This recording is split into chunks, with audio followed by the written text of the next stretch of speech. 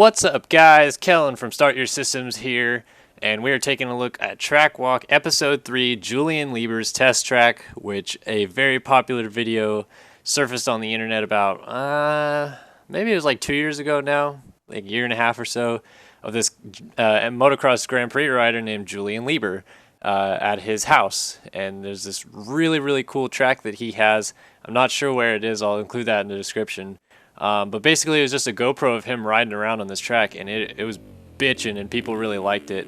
And the MX Sim community decided to step up and take a whack at making this track. And this track was actually made by Moto Boss, and I think some of the environment stuff was made by DJ, although I think maybe Moto Boss may have done some of that stuff as well. In terms of trees and stuff, Moto Boss definitely made the decals, but I'm not going to really explain my lines too much on this track, more just kind of talk all the way around the track, because it's not really like any particular lines to take. It's a super one-line little like kind of fun track in the trees. But yeah, it's a sweet track, and it's a lot of fun, and Motoboss did a pretty good job on it. Motoboss has kind of been known in the past for making really slippery tracks, but this track is, I mean, you know, grippy, and it feels good, and you know, you can put solid laps, lap after lap on it, even though it's so like one-lined, and I don't know. It's just really fun. But yeah, I'll also link the video to Lieber's GoPro in the chat, or in the in the chat, in the description of this video, so that you can go ahead and take a look at that one if you haven't already seen it yet. Although it's very popular, so if you're into motocross at all, you may have already seen it.